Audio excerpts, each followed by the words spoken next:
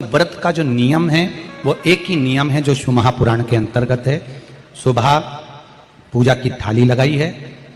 5 व्रतों का विधान है, छठा व्रत का विधान नहीं। कितने व्रत? 5। सुबह पूजन की थाली लगाई है। पूजा की थाली, अभिषेक का सामान सब लेकर आप मंदिर में जाइए। शिव मंदिर में जाकर बाबा का जल अभिषेक पूजन करिए जिस हिसाब से आप करते आए हो। पूजन की थाली में सामान उतना रखना जो शाम को भी आपके साथ चला जाए, अलग से नहीं रखना पड़े।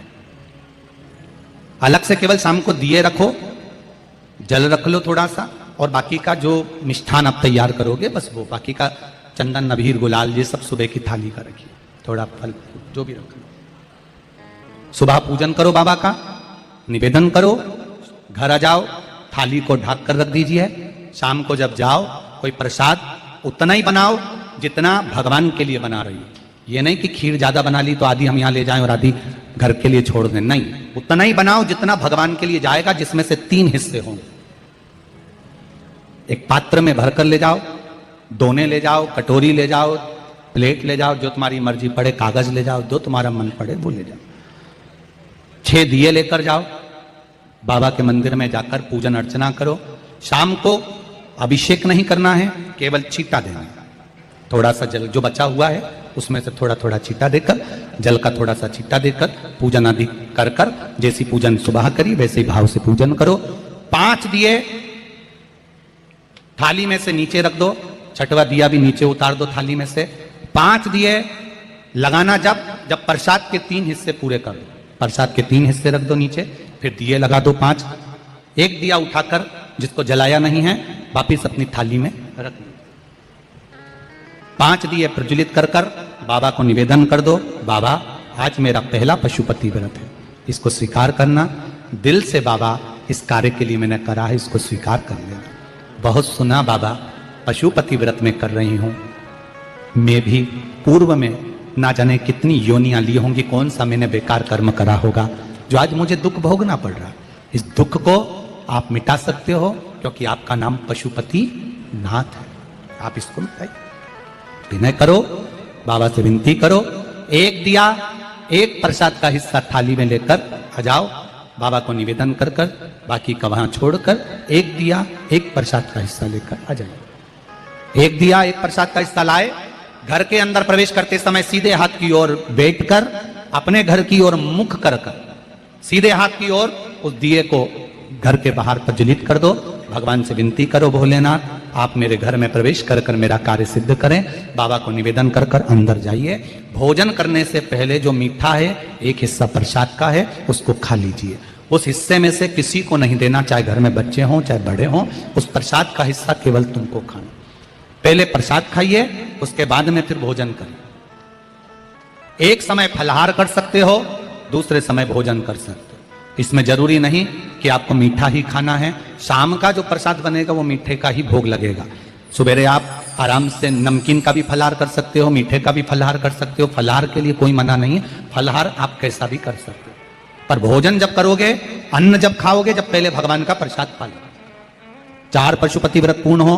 बीच में अगर कहीं रजस्वला धर्म आ गया, आपको पूजन नहीं करना है, घर में कोई सूतक सावड़ आ गया, या कोई व्रत फंस गया, एकादशी आ गई, या कोई व्रत आ गया, तीज आ गई, चतुर्थी आ गई, जिसका आप व्रत करते हुए आए हो, तो पशुपति व्रत उस दिन मत करो, फिर अगले सोमवार कर लेना।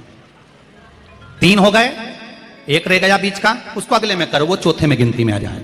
5वां छूट गया, कोई बात नहीं, 1 महीने बाद तो होगा, 8 दिन बाद तो होगा, 15 दिन बाद तो होगा, फिर उसको गिन लो, 5वां हो जाए। महाराज ऐसे 5वां व्रत जब आए, 5वें व्रत के दिन शाम को जब पूजन करने जाओ, एक श्रीफल, कुछ रुपए, 11 रुपए आदि जो भी है, नारियल पर रखकर बाबा को विनय कर कर, बाबा आज मेरा पशुपति व्रत पूर्ण हो रहा है, आपकी कृपा हो, मेरी झोली भरना बाबा, विनती करो। और वो श्रीफल रुपया रखकर 5 दिए लगाकर, एक दिया वापिस लेकर, एक हिस्सा प्रसाद का लाकर देहली पर अपने वही दिया लगाकर अंदर प्रवेश कर कर भोजन ग्रहण करो। बाबा को निवेदन कर लो। पशुपति व्रत का कोई उद्यापन नहीं है, पशुपति व्रत का एक ही उद्यापन है, जो श्रीफल और 11 रुपए आपने मंदिर में रखे हैं, वो उद्यापन के भाव से रखे हैं, भगवान को नमन कर कर रखे हैं। ये पशुपति व्रत। अब दुनिया के लोग इसको पशुपति व्रत को कहीं इतनी बत्ती लगा दो, तो इतनी बत्ती का दिया लगाओ, तो ऐसा करो, तो गलत। उसका नियम जो है वो एक ही, उस नियम के अलावा कोई नहीं। आप प्रेम से करो, स्नेह से करो, उसको दिल से विचारो, मन से विचारो। शंभो शरणे पड़ी, मांगू घड़ी रे घड़ी, दुख काटो दया करी निदर्शन। आप दिल से उसका स्मरण, ये पशुपति व्रत है। एक व्रत करने के बाद अगला जब व्रत करो तो थोड़ा रुक कर करना, एक साथ लगे लगाए व्रत ना करिएगा, थोड़ा रुक कर करिए, इंतजार करो 3 महीने का कि बाबा मेरी ऊपर कृपा जरूर करेगा। दिल से करा है तो वो दिल से देगा, झोली भर कर देगा, ये निश्चित है, उसका व्रत फल देता है। करना जरूरी नहीं है कि व्रत माताएं करेंगी, पुरुष कर सकता है, बच्चे कर सकते हैं, बूढ़े कर सकते हैं, बड़े कर सकते हैं, बेटा बेटी कर सकते हैं, नवयुवक बच्चे कर सकते हैं, पर दिल से करो उस पशुपति व्रत। कोई आपका दूसरा व्रत फंस गया है तो पशुपति व्रत को छोड़ दो। उस दिन आपका जो व्रत है, एकादशी हो, चतुर्थी हो, तीज हो, छठ हो, उसको कर लो। नवरात्रे फंस गए, नवरात्रे कर लो, उसके बाद कर लेना पशुपति। जितने व्रत रह जाए उस व्रत को बाद में। महाराज शिव कृपा, व्रत एक ही मंदिर में करना। जिस मंदिर में पहला व्रत करा है उसी मंदिर में 5 व्रत करना। ये नहीं कि हम मायके में 2 व्रत करके आ गए और तीसरा व्रत हमने ससुराल में कर लिया। नहीं, 2 व्रत करके मायके से आ गई हो तो 3 व्रत भी मायके जाके ही करना। अगली बार ऐसे जाना कि सोमवार बीच में फंस जाए और तुम 1 व्रत करके आ जाओ। मायके में अगर व्रत कर रही हो तो अपनी पूजन का सामान अपने ही रुपए का होना चाहिए, मायके के पैसे का नहीं चाहिए। कुंवारी होती और तुम मायके के सामान से पूजन करती, अगर कुंवारी होती तो तुम्हारा वो पूजन लगता, पर विवाह होने के बाद, गोत्र बदलने के बाद आप अपना पूजन का धन अपना खर्च करें। हम तो यहां तक कहते हैं मंदिर में भी अगर लोटा भरा हुआ रखा है, मंदिर में बाल्टी भरी रखी है, आप पहले अपना कुछ रुपया दान पेटी में डालकर फिर आप उस लोटे का प्रयोग करें। पीपल के पेड़ के नीचे पूजन करने गए, आंवले के पेड़ के नीचे पूजन करने गए, बड़ के पेड़ के नीचे पूजन करने गए, किसी की लगी लगाई थाली मिल गई, सामान मिल गया, उसके सामान में से आप मत चढ़ाइए। आपके पास जो सामग्री है आप उससे पूजन करें। अपने पड़ोसी से 1 रुपया भी मांगकर भगवान को मत दीजिए। जिस भगवान को देते हो उस भगवान को बुरा लगता है कि मेरे सामने खड़ी होकर हाथ पड़ोसी के आगे फैला रही है, तुम मुझसे मांग, मैं तुझे झोली भर कर दूं। पत्र प्राप्त हुआ, बहुत सुंदर प्रश्न है आपका। गुरुजी, पशुपति व्रत में जो 6 दिए लगाए जाते हैं उसमें बत्ती गोल लगाना चाहिए कि लंबी लगाना चाहिए? प्रश्न बहुत अच्छा है, एक बार जोरदार ताली बजाओ भगवती साहू के लिए, बहुत अच्छा प्रश्न है। हमने पहले भी कथा में कहा कि शंकर भगवान के मंदिर में पार्वती भी है, शिव भी है, दोनों विराजमान है। आप दोनों तरह की बत्ती शंकर के मंदिर में लगा सकते हैं। जहां देवी के मंदिर में अकेली देवी होती है तो वहां पर फिर लंबी बत्ती का क्रम आ जाता है। पितरों की पूजन हो रही होती है, लंबी बत्ती का क्रम आ जाता है। पर जहां पर देवादिदेव महादेव भी हैं, पार्वती भी है, वहां आप गोल भी बत्ती समर्पित कर सकते हो और लंबी भी बत्ती लगा सकते हो, उसमें कहीं दोष नहीं आएगा। फिर आपने वर्णन करा 5वां व्रत पूर्ण होने पर 108 पुष्प या चावल बेलपत्र चढ़ाते हैं। सबको एक साथ चढ़ा देना चाहिए कि एक एक करके चढ़ाना चाहिए? वैसे शास्त्र रीति के अनुसार पशुपति व्रत में जो 5वां सोमवार पूर्ण होगा और आप 108 अगर कोई वस्तु चढ़ा रहे हो तो एक एक कर श्री शिवाय नमस्तुभ्यम, श्री शिवाय नमस्तुभ्यम, एक एक कर चढ़ाना चाहिए। एक साथ हाथ में लिया और एक साथ नहीं चढ़ाना, एक एक कर समर्पित। बहुत अच्छा प्रश्न है। एक प्रश्न जो आपने किया था उसका उत्तर इस कथा में चल रहा है, नंदी वाला। जो प्रश्न आपने तीसरा करा है उसका उत्तर इस कथा में चल रहा है कि आप कहते हो कि मंदिर से जाते समय नंदी के कानों में कहकर चले जाओ। बैठिए बैठिए बैठिए बैठिए। बहुत सुंदर प्रश्न है आपके, बहुत भाव से और आनंद से आपने करा और जनमानस के कल्याण के प्रश्न है। ये केवल आपके लिए नहीं है, ये सबके लिए इतने जोरदार प्रश्न है। जो गलती भी करते होंगे तो उसको सुधार सकते। आपने कहा कि नंदी के कानों में कहना चाहिए। लोग हंसते हैं, कहते हैं बताओ वो नंदी के कानों में भगवान को कहना चाहिए। वैसे तो हम आपको एक बात बताते हैं कि दुनिया के लोग किसी दूसरे धर्म की कभी हंसी नहीं उड़ाते। दुनिया के लोगों को दूसरे का धर्म अच्छा लगता है। दुनिया के लोग सबसे ज्यादा हंसी उड़ाते हैं तो हमारे सनातन धर्म की ही उड़ाते हैं, और उसे खुद उड़ाते हैं, दूसरा उड़ाने वाला नहीं होता। दूर के ढोल हमें समझ में आते हैं, उसका धर्म हमें समझ में आ गया, उनका क्या है, ऐसा है, आओ कुछ नहीं, उनके धर्म में ऐसा है, कितना आनंद हमें दूसरे के धर्म में लग रहा है, और हमारा सनातन धर्म हमको बुरा लगता है, हमारे सनातन धर्म हमें बुरा लगने लगा। अरे भाई, लोग कहते हैं कि नंदी के कान में कहते हो, ये कोई हमारे पुराणों में या शास्त्रों में लिखा है? भगवती बहन साहू, आपको धन्यवाद देना चाहूंगा और एक बात कहना चाहूंगा,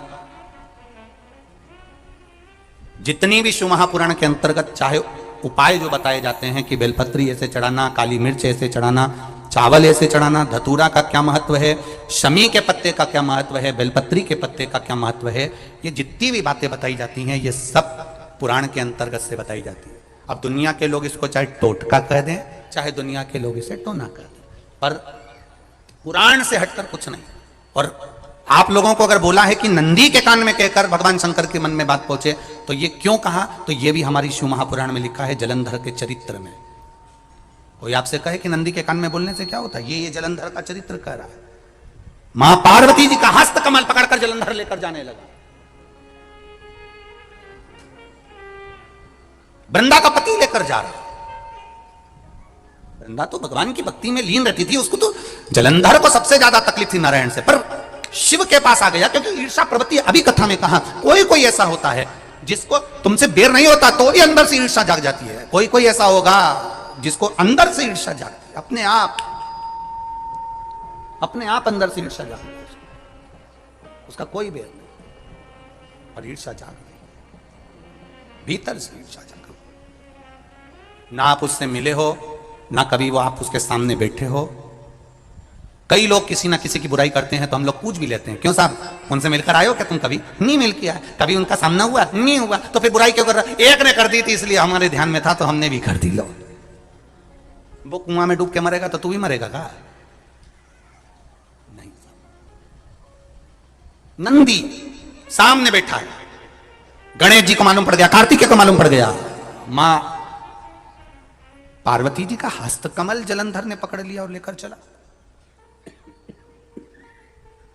मालूम पड़ गया, तब नहीं रहा गया। गणेश जी को क्रोध आ गया और गणेश जी महाराज आए, शिव जी को जगाने लगे, पिताजी पिताजी पिताजी कर कर जगाया, उठो पिताजी, पिताजी उठिए, पिताजी जागिए, पिता को जगा रहे हैं। भगवान शंकर नहीं उठे, तप में लीन थे। क्या करें हम, जलंधर के पास में इतना बल है, इतना बल है, और पिता की आज्ञा नहीं होगी तो हम कैसे मार देंगे इसको? मारने को तो मार दें। मां ने आज्ञा करी थी कि जलंधर उसको तारकासुर को मार दो, तो कार्तिकेय ने तारकासुर को मार दिया। शिव जी की आज्ञा नहीं तो हम इसको कैसे मारें? क्या करें? सब कुछ गणेश जी ने देख लिया, शंकर जी के ऊपर बहुत बहुत बहुत बहुत प्रार्थना कर कर देख ली, पर शंकर जी नहीं जागे। तब आखिरी में विनायक ने, गणेश ने, जितने लोग आस्था चैनल पर कथा सुन रहे हैं, जितने लोग फेसबुक यूट्यूब पर कथा सुन रहे हैं, इस बात को याद रखना कि नंदी के कान में कहने से क्या होता है, वो ये इस कथा से सीख लेना। आखिरी में गणेश जी को लगा किसको कहूं, शंकर जी भी तप में हैं, नंदी भी तप में हैं, मैं किसको कहूं? शिव जी को कह के कर थक गया, पिताजी को बोल बोल कर थक गया, पिताजी जागते नहीं। अब मैं किसको कहूं ये बात, किससे कहूं?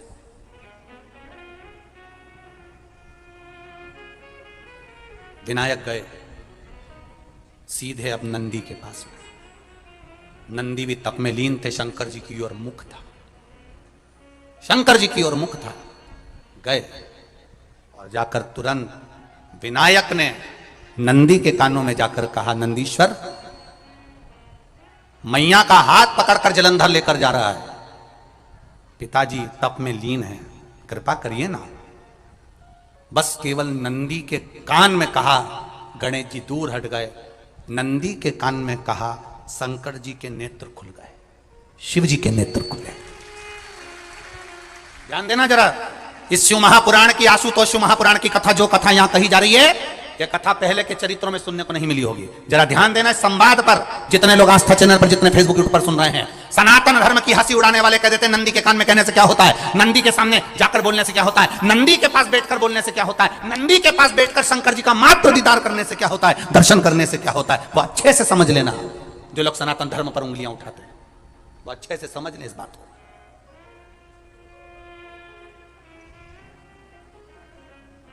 क्या होता है? नंदी तप में लीन, शिवजी तप में लीन, शिव नहीं उठ रहे। विनायक ने नंदी के कानों में जाकर कह दिया, नंदी के कान में जाकर कहा, नंदी के नेत्र नहीं खुले। नेत्र किसके खुले? जम के बोलो, महादेव के खुले, शिव जी के खुले। ये मन का तार। नंदी शंकर की आराधना कर रहे थे, शिव अपनी भक्ति में डूबे थे। यहां कहा, यहां पहुंचा, जो दिल में था उस तक बात पहुंच गई। नंदी के दिल में शिव थे, तुम कहे, नंदी ने शंकर तक बात पहुंचा दी। वो सूत्र जो बंधा था दिल से दिल तक का, वो पहुंच गया। वो सूत्र जो दिल से दिल तक बंधा हुआ था, मन से बंधा हुआ था, खबर वहां तक पहुंच गई, खबर पहुंच गई।